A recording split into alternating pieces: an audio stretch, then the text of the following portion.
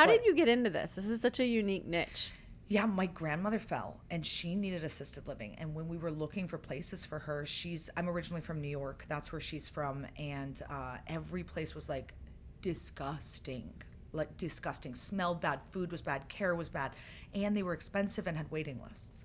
And it was like, there has to be something better, you know? My dad had been a real estate investor for 30 years and he had walked into one of these one time not really knowing what it was. So he's like, what if we did this? What if we bought our own? She could live for free. We can cash flow. Like, this is a good idea. So he started hunting for one. And how long ago was this? 14 years ago. Oh, gosh. Okay. Yeah. So he started hunting for one, walked in, and then literally told the lady who owned it, he's like, hey, have you ever thought about selling this? And she was like, actually, I'm like filing for bankruptcy. Actually, here's the case. Like, just literally, take over. Literally. She was like, I'm filing for what a bankruptcy blessing. right now. That is huge. He's like, literally, it was like a movie, like write it on a napkin, like I'll buy it from you and get you like kind of out of this. So I love this. She's actually like a killer in assisted living. She owns, I think, over 45 now care homes here. Wow. That particular home wasn't working for her, so she needed to get out so she could go do others. So he kind of saved her, and then he got in, and it was an existing care home. So the intent was to move my grandmother in. She passed before we could. Oh. But we kind of fell in love with the industry, bought two more, and then my dad was kind of like, hey, I need some support and help. And I was a flight attendant at the time and making zero money. Like, it's so much fun, but you don't make anything. So I'm like, hey, if you pay me this much, I'll come work for you. And he's like, no. And then like after a couple more months of me just like sneaking in his office, helping him, then he's like, okay, I will do it. And so I quit, started working for him. That was 10 years ago. And there was 3 of us. Now there's 50 of us, 8 other businesses. Like, it's just skyrocketed. That's amazing. So my mother works for me, which is an interesting dynamic because we kind of did it backwards, right? And so I feel like working with family gets a bad reputation. Oh, yeah. And people are like, don't hire your family, don't do this. But having a working relationship with my mom is amazing because it's like this deeper understanding of each other. Totally. Because normally you have this like separate passion that your parents or your child doesn't understand. No. And you get to have this like deeper relationships. We do have days where I'm like, Mom, what's your problem? What's actually happening today? Because you were insane. Like, what's the deal? Yep. But that's few and far between. Yep. And to be able to have the relationship where you could actually be like, lady, what's your deal today? Yeah.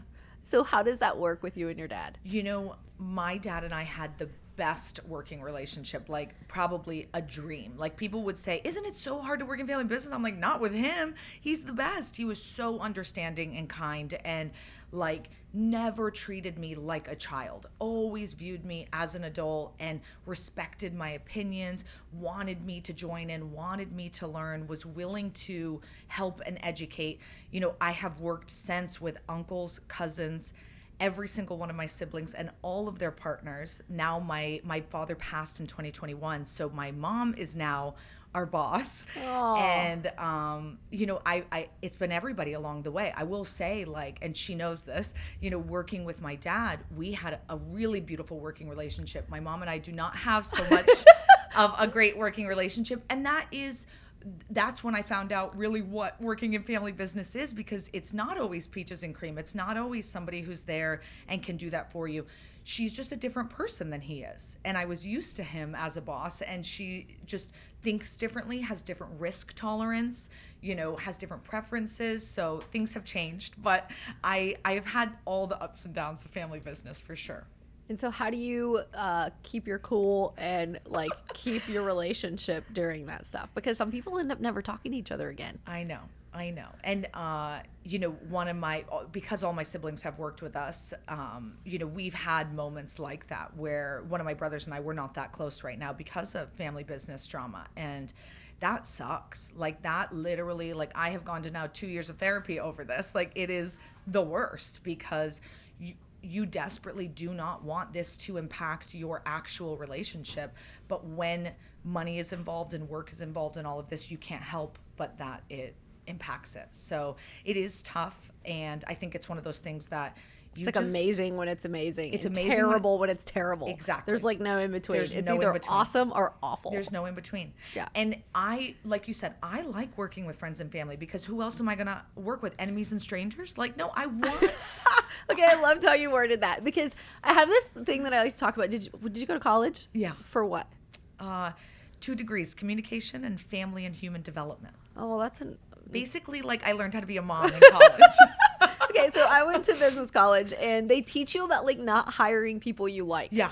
Why would we not hire people we like? Do you know how much time we spend with these people? I am only hiring people I like. That is the most ridiculous. Like, of course, they still need to be qualified. Yes. But you still need to want to spend time with them. Otherwise, I'm like avoiding them. Correct. Which you don't want to do. I literally only hire friends and family. And like, I love it because if I'm going to hang with you all day, I want to like you. You know, it's funny.